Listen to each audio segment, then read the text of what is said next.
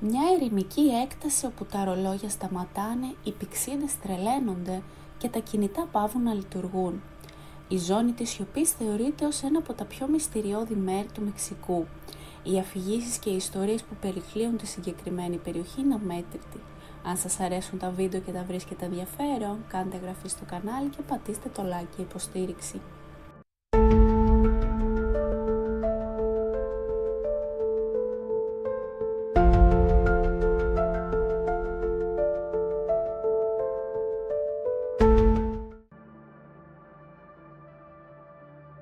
Όχι πολύ μακριά από το Bolsón de Mapimí στο Μεξικό υπάρχει μία έκταση ερήμου περίπου 50 χιλιόμετρων που έχει κερδίσει το όνομα η ζώνη της σιωπής. Βρίσκεται στο τρίνο Βέρτεξ. Εδώ συναντιούνται οι πολιτείες Τσιουάουα, Ντουράγκο και Κοαουίλα, περίπου 400 μίλια νότια του Ελπάσο του Τέξας. Μια εξέχουσα οροσειρά συνορεύει με τη ζώνη στην ανατολική πλευρά της. Οι κάτοικοι των γύρω πόλεων γνωρίζουν τους παράξενους θρύλους για αυτή τη ζώνη εδώ και αρκετό καιρό. Αν και υπάρχουν αρκετοί θρύλοι, λίγοι έχουν αποδειχθεί αληθινοί. Παρ' όλα αυτά, οι ιστορίες διατηρούν ακόμα μια αίσθηση θαυμασμού και ίντριγκας. Η πρώτη φήμη άρχισε τη δεκαετία του 1930, όταν ο πιλότος Φρανσίσκο Σαραμπία αναγκάστηκε να κάνει μια αναγκαστική προσγείωση λόγω ραδιοφωνικών ανομαλιών. Ο Σαραμπία πετούσε πάνω από την περιοχή όταν άρχισε να παρατηρεί ότι τα όργανα του δούλευαν περίεργα. Αυτό δεν ήταν το μόνο πρόβλημα που αντιμετώπιζε. Ο ραδιοφωνικός του εξοπλισμός επίσης δεν λειτουργούσε καθόλου, κάτι παρεμβαίνει στις κανονικές λειτουργίες του αεροσκάφους του. Αργότερα το 1964 ένας μηχανικός της Pemex, ο Χάρι Ντελαπένια, ερευνούσε την έρημο στην προσπάθειά του να ανοίξει έναν αγωγό πετρελαίου για το Χιμένες της Τσιουάουα. Κατά τη διάρκεια της αποστολής του συνάντησε μια νεκρή ή σιωπηλή ζώνη που επηρέασε τις ραδιοεπικοινωνίες του. Ήταν ο Ντελαπένια που περιέγραψε την περιοχή ως η ζώνη της σιωπής.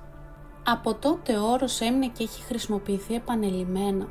Αφού έδειξε μεγάλο ενδιαφέρον για αυτές τις ραδιοφωνικές ανομαλίες, επέστρεψε στην περιοχή αρκετές φορές για να προσπαθήσει να επαναλάβει το φαινόμενο. Αυτό που ανακάλυψε ήταν ότι οι νεκρές ζώνες δεν ήταν σταθερές, φαινόταν να κινούνται από μέρος σε μέρος και δεν ήταν σε θέση να εντοπίσει ακριβείς τοποθεσίες. Αυτές οι αναφορές για διακοπές ραδιοφωνίας έδωσαν στη ζώνη της σιωπής μια τρομακτική φήμη και χρόνια αργότερα οι θρύλοι μεγάλωσαν. Κατά τη διάρκεια του ψυχρού πολέμου, η βάση πυράβλων White Sands στο Νέο Μεξικό διεξήγαγε μια σειρά δοκιμών χρησιμοποιώντας πυράβλους Athena RTV.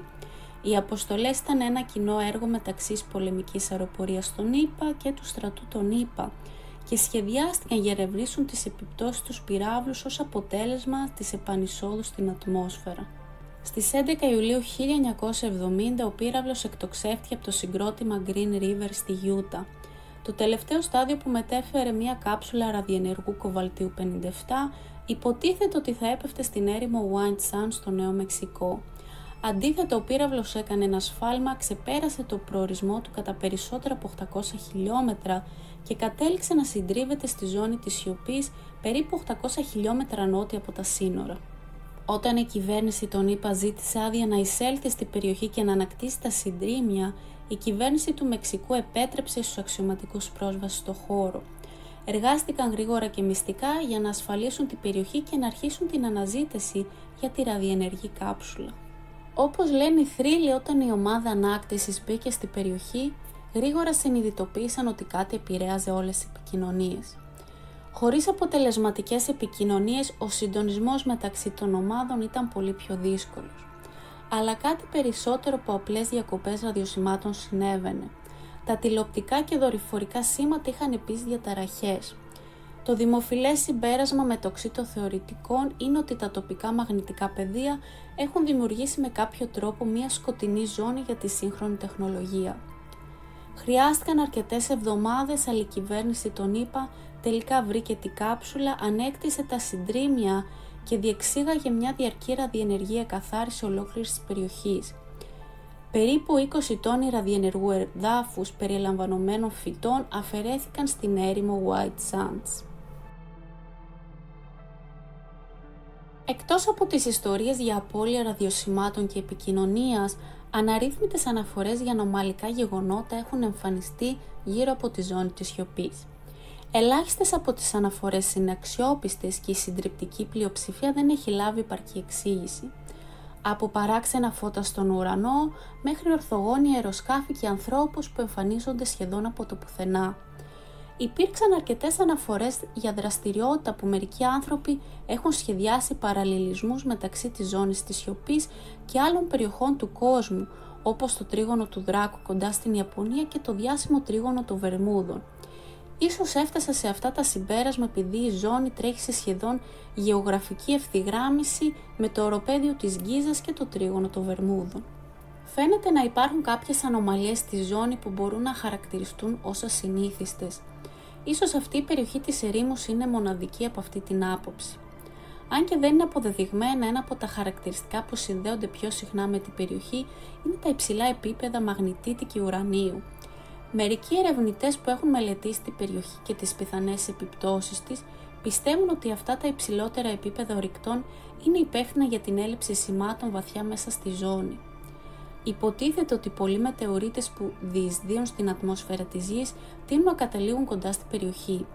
Πολλοί από αυτούς τους μετεωρίτες αποτελούνται από σίδηρο ή άλλα μέταλλα που έλκονται από μαγνητικά πεδία.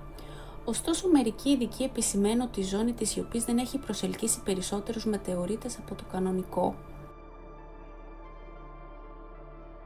Υπήρξαν μαρτυρίες για παράξενα όντα στη ζώνη, συγκεκριμένα οι ίδιοι 3 άνθρωποι σε εκτακτική βάση.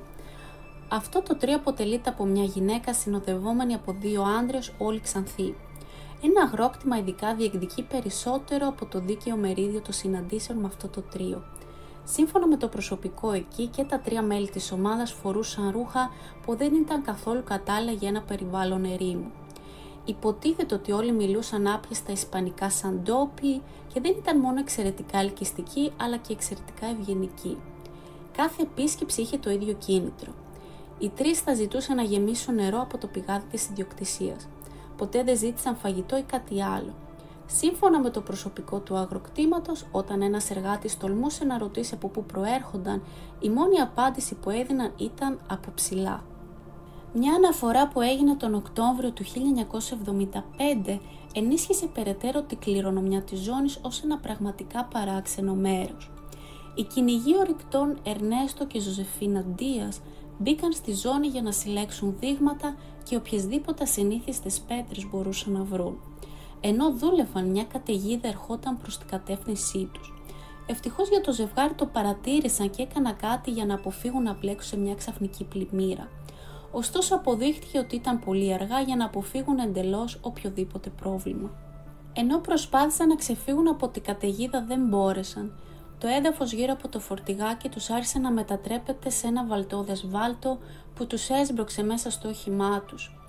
2 άντρες με μέγεθος άνω του μέσου πλησίασαν το όχημα και τους επιβάτες του και προσφέρθηκαν να ελευθερώσουν το ζευγάρι που είχε παγιδευτεί.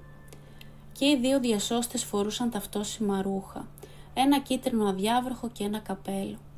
Το φορτηγάκι κατάφερε να φτάσει στο στερεό έδαφος και να ξεφύγει από το κίνδυνο.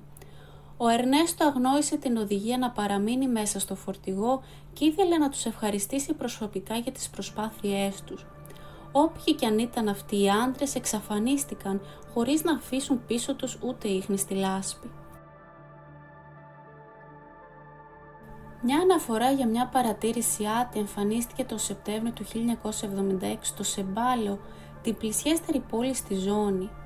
Λίγο πριν τις 9 το βράδυ κάτοικοι άρχισαν να αναφέρουν ένα τεράστιο ορθογώνιο αντικείμενο που αιωρούνταν ακόμα πάνω από τα κεφάλια τους. Οι μάρτυρες λένε ότι ήταν περίπου 300 μέτρα μήκος με εναλλασσόμενα χρωματιστά φώτα να παλεύουν γύρω από το άκρο του. Από το εσωτερικό του αντικειμένου ένα βαθύ βουητό ακουγόταν. Φαινόταν να έχει επιζήμια επίδραση στα σκυλιά της πόλης, καθώς κάθε ένα από αυτά ουρλιάζει και δεν σταματάει να γαυγίζει όσο αιωρείται. Τελικά το αντικείμενο εξαφανίστηκε μέσα σε 1-2 δευτερόλεπτα. Οι μάρτυρες συμφωνούν ότι κατευθύνθηκε προς τη ζώνη της σιωπής. Αν και υπάρχουν πολλά μυστήρια παραφυσικής φύσης μέσα στη ζώνη της σιωπής, πολλοί άνθρωποι προτιμούν μια πιο επιστημονική εξήγηση.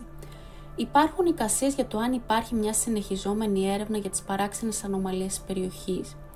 Η κυβέρνηση του Μεξικού και οι επιστημονικές οργανώσεις βρίσκονται στην πρώτη γραμμή της πραγματικής έρευνας εντός της ζώνη. Ωστόσο, πρωταρχικοί τους στόχοι φαίνεται να επικεντρώνονται στην πλούσια ποικιλία της χλωρίδας και της πανίδας μέσα στον οικότοπο της ερήμου. Το περιβάλλον και η περιοχή είναι μοναδικό και περιέχει δικά του είδη. 31 είδη ενδυμικών φυτών και 75 είδη προστατευόμενων ζώων, ιδιαίτερη η ερημική χελώνα που χαρακτηρίζεται ως ευάλωτο είδος. Είναι επίσης δυνατόν να βρεθούν απολιθώματα και αιχμές βέλων σε αξιοσέβαστες ποσότητες, δεδομένου του παλαιοντολογικού και προϊσπανικού παρελθόντος της περιοχής. Το 1979 η περιοχή ανακηρύχθηκε μέλος του καταφυγίου της βιοσφαίρας Μαπίμι Πολσόν και ένα εργαστήριο έχει χτιστεί δίπλα. Οι συσσωρευμένες επιπτώσεις των ραδιοφωνικών διαταραχών στη ζώνη όλα αυτά τα χρόνια σε συνδυασμό με τη συντριβή του πυράβλου και τις μυστικές επιχειρήσεις για την ανάκτηση της ραδιενεργούς κάψουλας οδήγησαν σε πολύ υπερβολικούς ισχυρισμούς για το τόπο. Με τα χρόνια οι θρύλοι για τη ζώνη της σιωπής εξαπλώθηκαν σε όλο τον κόσμο. Φυσικά κάθε μέρος με μια περίεργη φήμη θα έχει μια αύξηση επισκεπτών και άλλες μικρές κοινότητες γύρω από την περιοχή δεν αποτελούν εξαίρεση. Αν και οι μύθοι επικρίνονται έντονα από τους σκεπτικιστές ως γελοί και απάτες, οι θρύλοι για τη ζώνη της σιωπής είναι ανάμεσα σε ένα πλούτο ιστοριών από όλο τον κόσμο που συνεχίζουν να τροφοδοτούν τη φαντασία. Αυτό ήταν το σημερινό μας βίντεο. Πείτε μας τη γνώμη σας για τη ζώνη της σιωπής κάτω στα σχόλια. Είναι αληθινή η μύθη ή απλά ιστορίες? Αν σας αρέσει το βίντεο και τα βρίσκετε ενδιαφέρον, κάντε εγγραφή στο κανάλι, πατήστε το like και το κουδουνάκι για να μην χάνετε κανένα νέο βίντεο.